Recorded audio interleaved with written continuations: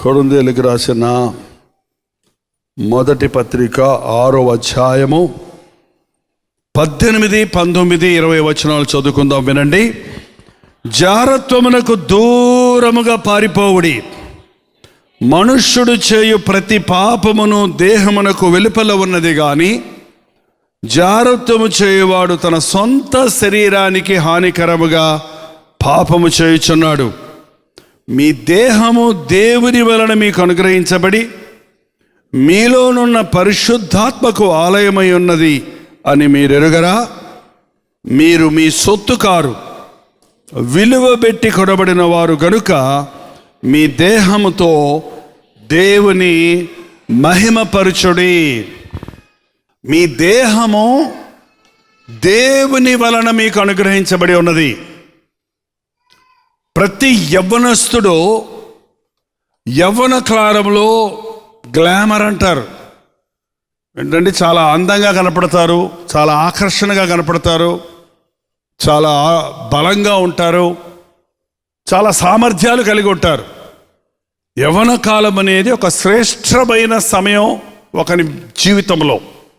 ఆ యవ్వన కాలం వచ్చేటప్పటికి ప్రతి ఒక్కరూ ఒక చక్కటి శరీరాన్ని, పరిపూర్ణమైన శరీరాన్ని పొంది ఆకర్షితులుగా ఉంటారు. ఆ సమయంలో నేను దేవుని సొత్తు అని తెలుసుకుంటే, ఈ దేహము నాకు దేవుడిచ్చినటువంటిది అని గ్రహిస్తే, నేను నా దేహముతో దేవుణ్ణి మహిమపరచాలి అని ఆశిస్తే ధన్యుడు అవుతాం. చాలామంది వారి సౌందర్యాన్ని, అందాన్ని, జ్ఞానాన్ని చూసుకొని యవ్వన కాలంలో దేవునికి భయపడక, కని పెంచిన తల్లిదండ్రులను లెక్క చేయక, తమకున్న సామర్థ్యాన్ని బట్టి ఇష్టానుసారంగా జీవించాలని ఆశపడ్డప్పుడు వారు సాతాను చేతుల్లో చిక్కుకుంటున్నారు. సాతానుకు కావలసింది పనికి మాలిన వారు అక్కర్లేదండి, ముసలోళ్ళు అక్కర్లేదు సాతానికి.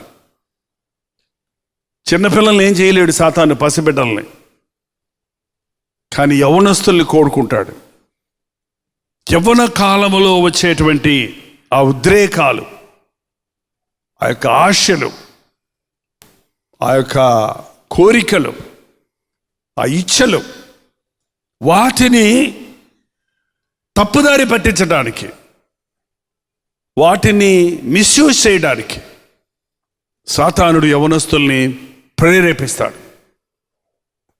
ఈ రోజున చాలామంది యవ్వనస్తులు వారి యవ్వన కాలంలో చెడిపోవటానికి కారణం సెల్ ఫోన్ అని చెబితే వింతేం కాదు. ఆ సెల్ ఫోన్లో ఎంతమంది యవ్వనస్తులు ఈ రోజున బానిసలైపోయి రకరకాల యాప్స్ డౌన్లోడ్ చేసుకొని ఆటలని, పాటలని, బూతు కథలు, బూతు సినిమాలు, బూతు బొమ్మలు, ఆ సెల్ ఫోన్తో తప్పైన స్నేహాలు, అనవసరమైన మాటలు, అనవసరమైనటువంటి షేరింగ్స్ చేయటం వలన ఒకరిని ఒకరు పాడు చేసుకుంటున్నారు. మేము యవనస్తులు ఉన్న కాలంలో ఇవన్నీ లేవు. అప్పుడు యవనస్తులకి ఏం పిచ్చి అంటే డిటెక్టివ్ నావల్స్ అని ఉండేవి, ఇంత పుస్తకాలు ఉండేవి. అవి అద్దెకు తెచ్చుకునేవాడిని నేను. బేడా అంటే 2 అణాలంటే 12 పైసలు అన్నమాట గంటకి. గంట దాటితే మళ్ళీ దానికి ఇంకో గంట కట్టాలన్నమాట. అందుకని తెచ్చుకొని గంటలో చదివేసేవాడిని గడగడ. అప్పుడు ఏమైందంటే అదిగో వచ్చాడు, ఇదిగో వెళ్ళాడు, అదిగో వచ్చింది, అన్నీ ఉంటాయి అన్నమాట. అందులో అలా కల్పితాన్ని అలాగా స్టోరీ లాగా చూపిస్తారు. అది చదువుతున్నప్పుడు మన మనసంతా కేంద్రీకరించబడతాం కాబట్టి ఒక్కసారి చదివిన తర్వాత అది మనసుకు అత్తుకుపోద్ది.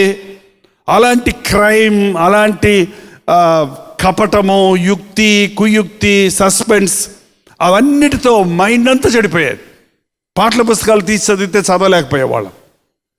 ఆ తర్వాత మూవీస్ వచ్చాయి. ఈ సినిమాలలో అనేక మంది యవ్వనస్తులు బానిసలైపోయేవారు. ప్రస్తుతం అన్నీ ఓల్డ్ ఫ్యాషన్ అయిపోయినాయి. ఇప్పుడు సెల్ ఉంటే చాలు, ఏదైనా సరిపోతుంది. నీ దేహము దేవుని ఆలయం అయితే నీ కళ్ళు ఎవరి? నీ చేతులు ఎవరి, నీ మనసు ఎవరిది, నీ బ్రెయిన్ ఎవరిది? నీ శరీరంలో ఉన్న ప్రతిదీ దేవుడు నీకు ఇచ్చింది. అమ్మ నాన్న కన్నారంటారేమో. అమ్మ నాన్న మనకు శరీరాన్ని ఇచ్చారు, ఆకృతిని ఇచ్చారు. కానీ మనల్ని జీవింపచేసేవాడు, మనలో ఉన్నటువంటి ఆత్మను అనుగ్రహించిన వాడు, మనకు ప్రాణం పోసినవాడు, మనం రోజు రోజు రోజు రోజు తల్లి గర్భములో ఉన్నప్పుడు ఒక బిడ్డ ఎలా ఎదిగిందో ఎవరికి తెలియదు. కానీ ఒక చక్కటి ఆకృతితో ఒక బిడ్డ సిద్ధమై ప్రసవించిన తర్వాత ఆ బిడ్డ అనుదినము పెరిగి పెరిగి పెరిగి ఒక యవ్వన కాలంలోనికి, ఒక పరిపూర్ణమైనటువంటి సారూప్యంలోనికి వచ్చేటట్టు చేసింది నేను సృష్టించిన సృష్టికర్త. ఇది ఎప్పుడు మర్చిపోకూడదు. యవ్వనస్తులు, నేను నా శరీరము దేవునిచ్చింది అన్న విషయాన్ని మనసులో పెట్టాలి. దేవుడు మనలో నివసిస్తాడు, పరిశుద్ధాత్ముడికి మనం ఆలయంగా ఉండాలి అని దేవుడు కోరుకున్నాడు. మనుషుడికి ఎన్ని అవసరతలున్నా, ఎన్ని విషయాలున్నా, దేవుని యొక్క ఆత్మకార్యం తన హృదయంలో లేకపోతే సంతృష్టి ఉండదు. ప్రభువు మన హృదయంలో లేనప్పుడు అసంపూర్తి. అందుకే ఇవాళ యవ్వనస్తులు ఒక విధమైన యావ, ఒక విధమైన ధ్యాస, ఒక విధమైన ఆతృత, ఒక విధమైన కోరిక, వాంఛ, అది తీర్చుకోవడానికి ప్రయత్నించి ప్రయత్నించి ప్రయత్నించి ఎన్నిసార్లు ఎంత చేసినా దాంట్లో తృప్తి లేదు. ఎంతమంది యవ్వనస్తులు ఈ రోజున డ్రగ్ ఎడిక్ట్స్ అయిపోతున్నారు, మద్యానికి దాసులు అయిపోతున్నారు, గురి లేకుండా రోడ్ల మీద తిరుగుతూ ఉన్నారు. నీవు యేసు ప్రభు బిడ్డవైతే నీ శరీరాన్ని సాతాను ముట్టకముందే, సాతాను ఎంగిలి చేయకముందే, సాతాను వాడుకొని వదిలేసింది కాదండి దేవుడికి కావాల్సింది. నీ బాల్య దినములందే నీ సృష్టికర్తను జ్ఞాపకం చేసుకోవాలి. పాపంలో పడిలేచి ప్రభువుని నమ్ముకుంటే గొప్ప సాక్ష్యం అనుకుంటున్నారు చాలామంది. కానీ పాపంలో పడకముందే నీ దేహాన్ని చెరుపుదాన్ని తీసివేయాలి. నీవు శోధనకు, వేదనకు లొంగుతున్నటువంటి కార్యాల నుండి విడిపించబడినట్లుగా నువ్వు ప్రార్థించాలి. చూడండి, ఈరోజు యవ్వనస్తులు జారత్వమునకు దూరముగా పారిపోవుడే. ఇంటర్మీడియట్ వచ్చేటప్పటికే గర్ల్ ఫ్రెండ్స్, బాయ్ ఫ్రెండ్స్ తయారవుతున్నారట. ఏంటండి, 10వ క్లాసులోనే ఎస్ఎంఎస్లు పెట్టుకోవటం, వాట్సాప్లు పంపుకోవటం, ఫొటోస్ షేర్ చేసుకోవటం. నీవు అపవిత్రపరుచుకుంటున్నావు, మరొక మనిషిని, మరొక వ్యక్తిని నీవు అపవిత్రపరుస్తున్నావు అలాంటి కార్యాలు చేయడం ద్వారా.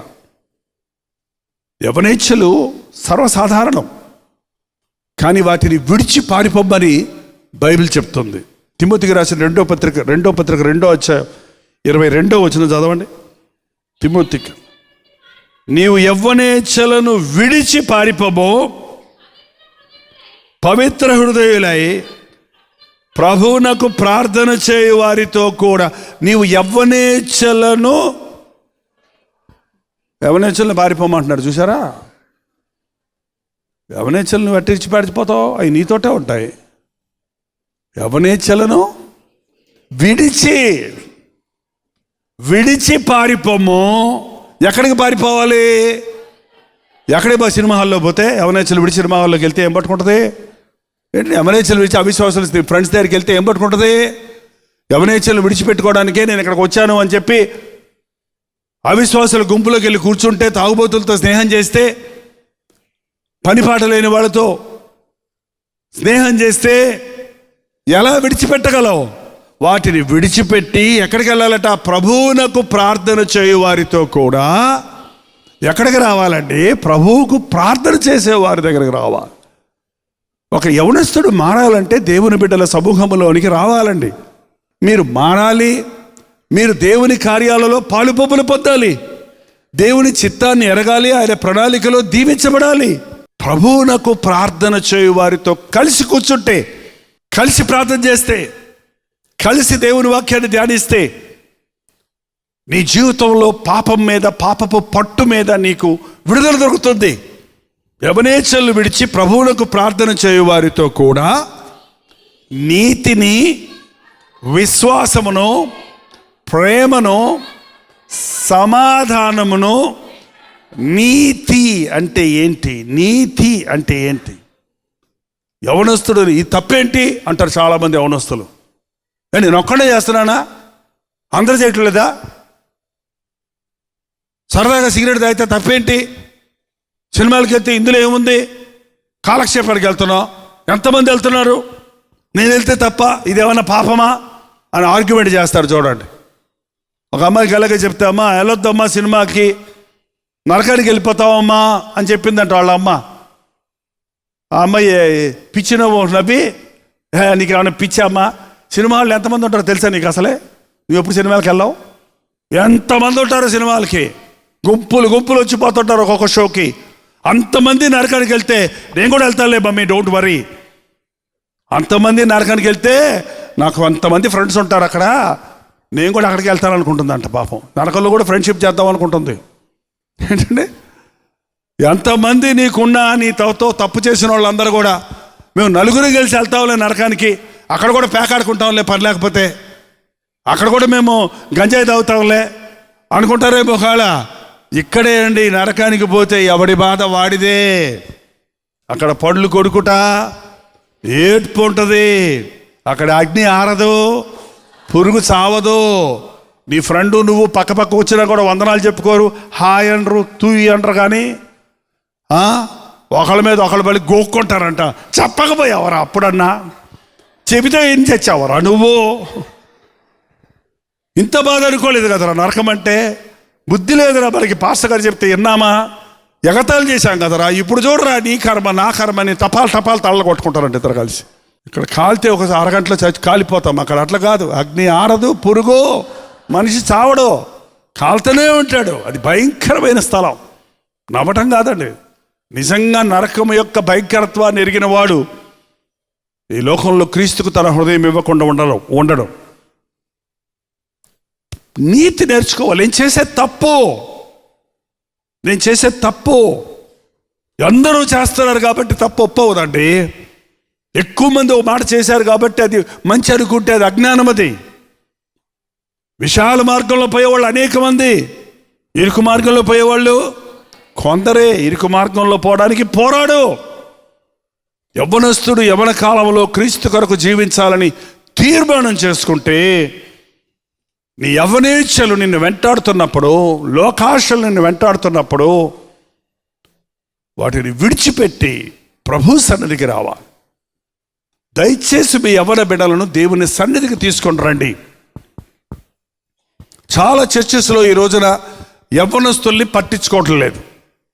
కొన్ని చర్చెస్లో ఒట్టి యవ్వనస్తులే ఉంటారు, వాళ్ళే అన్ని పనులు చేస్తుంటారు, క్వైర్లో ఉంటారు, వాలంటీర్స్గా ఉంటారు, చాలా కష్టపడతారు చర్చెస్లో. కానీ వాళ్ళకి మారు మనసు గురించి చెప్పేవాళ్ళు కనపడటం లేదు.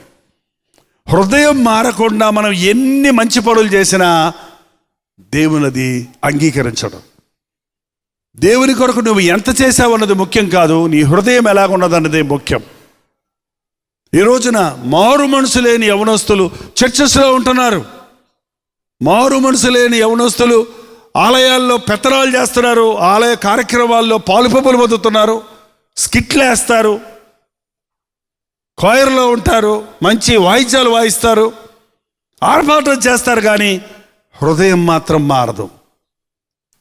మందిరంలో ఉన్న వ్యక్తి మళ్ళా పాపపు స్థలాల్లో కనబడతాడు, అపవిత్రమైన స్థలాల్లో ఉంటాడు, జీవితంలో సాక్ష్యం లేని వారిగా ఉంటుంటారు. జాగ్రత్త. నీ దేహంలో పరిశుద్ధాత్మకు నిలయముగా ఉండాలి, కానీ అక్కడ ఏ మాత్రము పాపానికి చోటు ఉండకూడదు. పరిశుద్ధాత్ముడు అనగానే ఏముండాలండి? పరిశుద్ధాత్ముడు నా మీదకి వచ్చాడు అంటే నాలో ఏముండాలి చెప్పండి? పరిశుద్ధత లేకుండా పరిశుద్ధాత్మ నేను పొందాను అని ఎవరన్నా అంటే అది ఒట్టిదది. నీ బ్రతుకు సరి లేకుండా, నీ హృదయం సరి లేకుండా నేను దేవుని ఆత్మచేత అభిషేకించబడ్డాను అని చెప్పేవాళ్ళు వాళ్ళు చాలామంది తయారయ్యారు. నీ మోకాళ్ళ ప్రార్థన, నీ అణుకువ, నీ క్రమశిక్షణ నీలో ఉన్న పరిశుద్ధతను బయలుపరుస్తుంది. ఒక వ్యక్తి శరీరాన్ని జయించాలంటే మోకరించి ప్రార్థించాలి. ఒక వ్యక్తిని దేవుడు ఆశీర్వదించినప్పుడు దీనత్వాన్ని కలిగి ఉండాలి. ఎంతమందికి సంసోను తెలుసు? ఎప్పుడు చూశారు? ఎలా తెలుసు?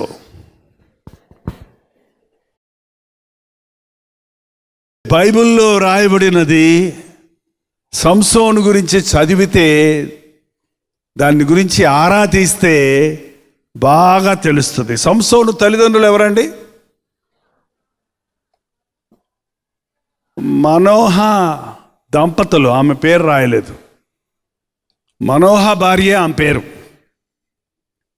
మనోహ భార్య గొడ్రాలుగా ఉన్నప్పుడు దేవుని దూత కనబడి, నీకు బిడ్డనిస్తాను, వాడు గొప్పవాడు అవుతాడు, వాడు పరిశుద్ధుడిగా ఉండాలి, నువ్వు అపవిత్రమైన దాన్ని ముట్టకూడదు, నువ్వు నీ నీవు మత్తు కలుగు చేసేదాన్ని తాకూడదు, నీకు పుట్టిన బిడ్డను నా కొరకు నాజీరు చేయాలి, ప్రత్యేకపరచాలి అని చెప్పి వెళితే, ఆమె తన భర్త వచ్చినప్పుడు ఆయనతో చెప్పింది. ఆయనతో చెప్పినప్పుడు తను మరలా ప్రార్థన చేశాడు, మాకు మా బిడ్డను పెంచటం మాకు నేర్పించు. బైబిల్లో లిటరల్గా ఉంది, అందులో లోపట లోతైన సారం ఉంది. మనం క్రైస్తవులం, బైబిల్ తెలిసిన వాళ్ళం, బైబిల్ పండితులం, బైబిల్ క్లాసులో ఉన్న వాళ్ళమైతే you will get detailed study. కానీ ఒక సత్యాన్ని మనుషులకు అందించాలనుకున్నప్పుడు అందులోని సారాన్ని తీసుకుంటే సరిపోద్ది. మనోహ దంపతులు అడిగారు, మాకు మా బిడ్డను పెంచడం నేర్పించమంటే మళ్ళీ ఆ దైవజనుడు, ఆ దూత, ఆ ప్రభువు, కన్ఫ్యూజ్ అవ్వకండి, కొన్నిసార్లు దూతని, కొన్నిసార్లు ప్రభు అని, కొన్నిసార్లు దైవజనుడని చెప్పబడింది. ఎవరు చెప్పారన్నది కాదు, ఏం చెప్పబడింది, ఎవరి ద్వారా పంపబడింది అన్నది ముఖ్యం. దేవుడే ఏర్పరచుకున్నాడు. అలాగే సంసోను బలవంతుడిగా పుట్టాడు. అలాగే సంసోను యవ్వన కాలంలో నాజీరు చేయబడ్డాడు, దేవుని కొరకు ప్రతిష్ఠించబడ్డాడు. ఏ అపవిత్రమైన దాన్ని ముట్టకుండా, ఏ మద్యాన్ని సేవించకుండా, తన దేహాన్ని పవిత్రంగా కాపాడుకుంటూ దేవుని ఆత్మచేత నింపబడ్డాడు. ఎప్పుడెప్పుడైతే పరిశుద్ధాత్ముడు అతన్ని ప్రేరేపించాడో అతని ముందు ఎవడు నిలబడలేకపోయేవాడు. ఎలాంటి యుద్ధమైన జయం సంపాదించేవాడు. దేవుని యొక్క శక్తితో నింపబడినప్పుడు అద్భుత కార్యాలు చేస్తుండేవాడు. తన దేహంలో ప్రభు ఆత్మ నివసించినప్పుడు సంసోను అంటే మనుషులు గజగజలాడాడు, శత్రువులకు నిద్రపట్టలేదు. కానీ అట్టి సమయంలో సంసోను ఒకసారి యుద్ధానికి వెళ్ళినప్పుడు ఒక్కతెను చూచెను, ఒక స్త్రీని చూచెను, ఆమె నాకు ఇష్టమైంది కనుక ఆమెను నాకు ఇచ్చి పెళ్లి చేయమని తల్లిదండ్రుల దగ్గరికి వచ్చి చెప్పాడు. నాయనా, శత్రువుల అమ్మాయిని పెళ్లి చేసుకుంటానంటావేంటి? మన స్వజనుల్లో లేరా? శత్రువు అమ్మాయిని పెళ్లి చేసుకుంటే, ఒక అవిశ్వాసిని నువ్వు పెళ్లి చేసుకుంటే, సాతాను కూతురును నువ్వు పెళ్లి చేసుకుంటే మీ మామ ఎవరండి? సాతాను కూతుర్ని పెళ్లి చేసుకుంటే మీ మామ ఎవరో? సాతాను మామ. మీ మామ ఆయన అయితే మిమ్మల్ని ఏం చేస్తాడో తెలుసా? ఎలా ఆడిస్తాడో తెలుసా? ఎలా వాడుకుంటాడో తెలుసా? ఎలా అణిచివేస్తాడో తెలుసా? వద్దు నాయనా అని చెబితే వినకుండా వెళ్ళి పెళ్లి చేసుకున్నాడు. పెళ్ళి అయింది, సాయంత్రానికే గొడవ పెట్టుకున్నాడు. గొడవ పెట్టుకొని ఇంటికి వచ్చేసాడు. మా ఆయన ఎటో వెళ్ళిపోయాడండి, త్వరగా ఇంటికి వచ్చేటట్టు ప్రార్థన చేయండి అని అడిగారు నిన్న. నేను అనుకున్నాను, ఇంతకుముందు ప్రాడిగల్ సన్స్ ఉండేవాళ్ళు, ఇప్పుడు ప్రాడిగల్ హస్బెండ్స్ తయారయ్యారు. ఏంటండి, తప్పిపోయిన భర్తలు ఎక్కువైపోతున్నారు ఇప్పుడు. ఇంతకుముందు భార్య అలిగితే మా అమ్మగారింటికి వెళ్ళిపోతారని వెళ్ళేది, 3 నెలలుంటే పోని మళ్ళీ వచ్చేది. కానీ భర్త ఇల్లు విడిచిపెట్టి వెళ్ళిపోవటం ఏంటి? భార్యను బిడ్డలను ఇల్లు వాకిలు వదిలిపెట్టి వెళ్ళిపోవటం ఏంటి?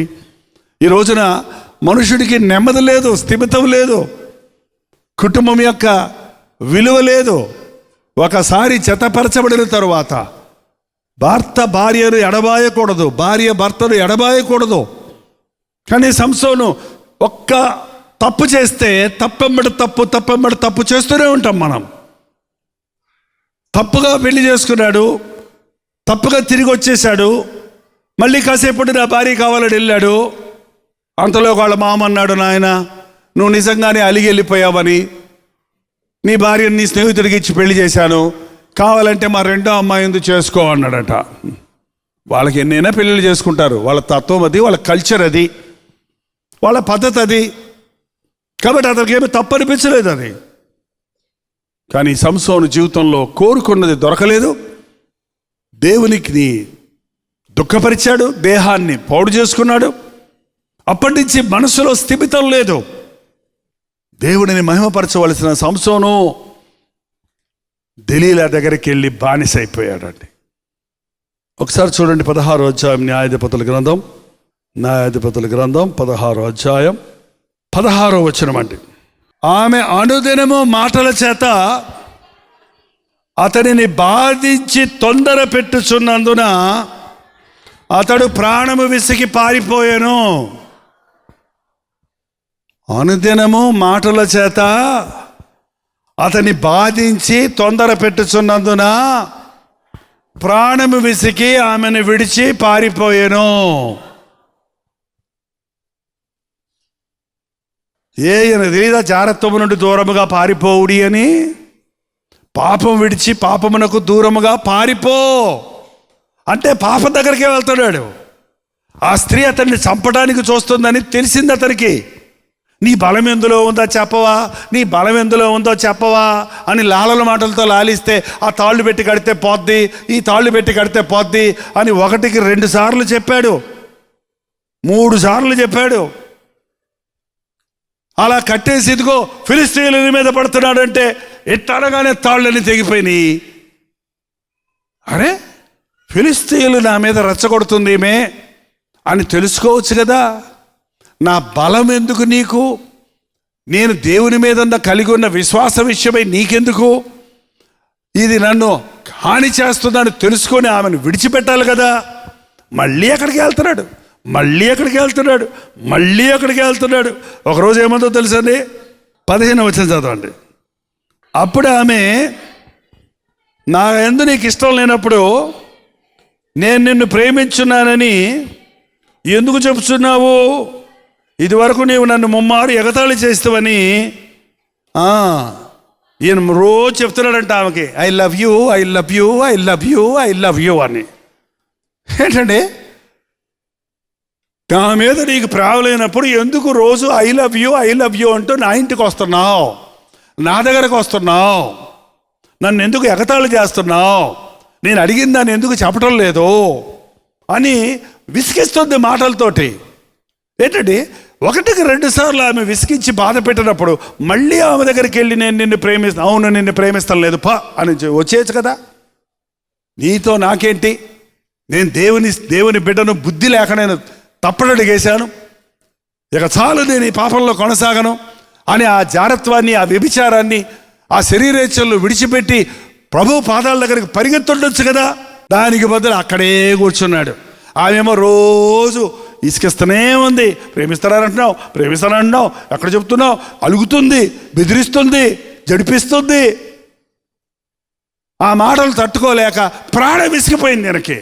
ఇది ఎక్కడ కూడా రా బాబు, కాస్త సమాధానంగా ఉంటుంది యుద్ధంలో నుంచి అని ఏమి దగ్గరకు వస్తే మాటలతో చంపుకు తింటుంది నన్ను అని చెప్పి ప్రాణం విసిగి పారిపోవాలి కదండి. న్యాయంగా పారిపోకుండా ఏమనుకుంటున్నాడంటే ప్రాణం విసిగి, అది సాతాను తంత్రం. ఈరోజు ఎంతోమంది యవనస్తులు తమ తప్పులు తాము క్షమించుకోలేక, తమ తప్పుల్లో నుంచి బయటపడలేక, తాము చేసిన దాన్ని తామే మర్చిపోలేక ప్రాణం విసిగిపోయి ప్రభు దగ్గరికి వెళ్దాం అనుకోవటం లేదు, కానీ చచ్చిపోదాం అనుకుంటున్నారు.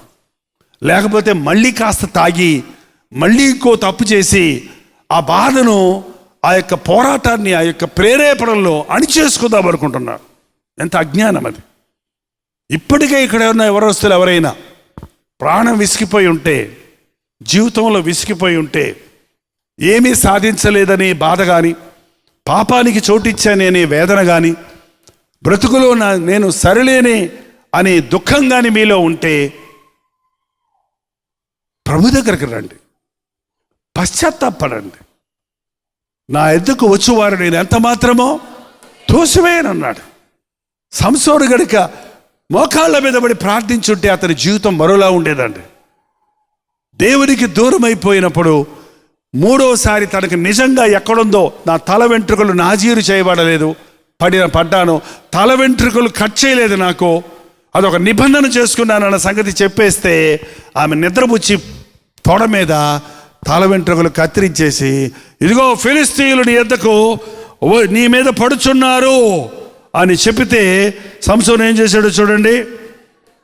20వ వచనం, ఆమె సంసోను ఫిలిష్తీయుల మీద పడుచున్నారని అతడు నిద్ర మేలుకొని ఎప్పటి అట్లు నేను బయలుదేరి అందుకొనెను గాని అయితే యెహోవా తనను ఎడబాసెనని ఎప్పటిలాగే ఉన్నాను అనుకున్నాడు. పాపం, విరజిమ్ముకుందాం అనుకున్నాడే కానీ యెహోవా తనను ఎడబాసెనని ఎరిగిపోయాడు. ఇంతకాలం తనకి జయమిచ్చింది తన సొంత శక్తి కాదు, తన దేహం అనే దేవాలయంలో దేవుని ఆత్మ నివసించడం వలన తను జయించగలిగాడు, విజృంభించగలిగాడు. ఇప్పుడు దేవుడు అతన్ని విడిచిపెట్టాడు. పాపం చేసేవాళ్ళు పరిశుద్ధాత్ముడు ఉండడండి. పాపానికి బానిసగా నీవు ఉంటూ క్షమించు ప్రభువా అంటూ మళ్ళీ చేసిందే చేస్తూ ఉంటే, నీవు మరలా పశ్చాత్తాపడ్డా, మరలా నీవు ఆశించినా కూడా నీకు ఏ విధమైన ప్రయోజనం లేని స్థితి కలుగుతుంది. లేచి నిలబడండి, నోరు తెరిచి ప్రభుతో ఒక మాట చెప్పండి. ఇప్పటికే నీవు ఫ్రోనోగ్రఫీకి బానిసవయ్యావా? దురభ్యాసాలకు బానిసవయ్యావా? అవిశ్వాసుల స్నేహంలో ఉండి బయటపడలేని వారిగా ఉన్నావా? లోక కార్యాల్లో చిక్కుకొని సమాధానం లేని వారిగా ఉన్నావా? చచ్చిపోదామనే తలంపులు కూడా నీకు వస్తున్నాయా? వద్దు, నిన్ను ప్రేమించే ప్రభు ఉన్నాడు, నీ కొరకు చేతులు చాచిన ప్రభు ఉన్నాడు, లోబడినల్లని వారి కొరకు దినమంతయు చేతులు చాచిన ప్రభు ఇప్పుడైనా ఇక నుండైనా నా దగ్గరికి రమ్మంటున్నాడు. నువ్వు ఎలాంటి స్థితిలో ఉన్నా, ఎలాంటి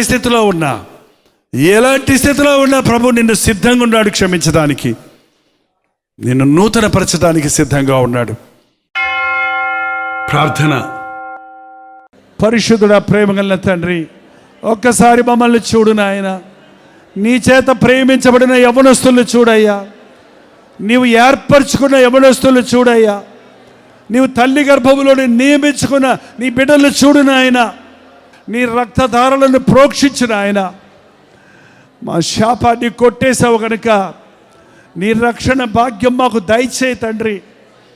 మా యవ్వనస్తులు ఇంకొక్క రోజు కూడా, ఒక్క క్షణము కూడా సాతాను సంబంధాలుగా ఉండకూడదు నాయన. పాప కార్యాలలో పట్టుబడిపోకూడదు నాయన. ఈ సమయంలో సమస్తమైన సాతాను బంధకముల నుండి యవ్వన బిడ్డలను నజరేయుడైన యేసుక్రీస్తు నామములో విడుదల చేయించున్నాము తండ్రి, విడుదల చేయించున్నాము నాయన. వారింతగా ప్రేమించిన వాటిని అసహించుకున్నట్లుగా నూతన బుద్ధి, నూతన హృదయము దయచేయి తండ్రి. ప్రతి ఒక్కరి మీద నీ కృపను కుమ్మరించు నాయన, పరిశుద్ధాత్మను కుమ్మరించు నాయన. ఇదిగో మా దేహము నాయన నీకు అప్పగించుకుంటున్నాము. మమ్మల్ని కడిగి శుద్ధి చేసి నీ ఆలయాలుగా మార్చుకో తండ్రి. ప్రార్థనాత్మతో మమ్మల్ని నడిపించమని క్రీస్తు నామములో అడుగుచున్నాము తండ్రి. మన తండ్రి అయిన దేవుని యొక్క ప్రేమయు, కుమారుడైన క్రీస్తు యొక్క కృపయు, ఆదరణకర్త అయిన పరిశుద్ధాత్మ యొక్క సహవాసము కూడి వచ్చిన మనందరికీ ఇప్పుడును సదాకాలము తోడై ఉండును గాక. ఆమేన్, ఆమేన్, ఆమేన్.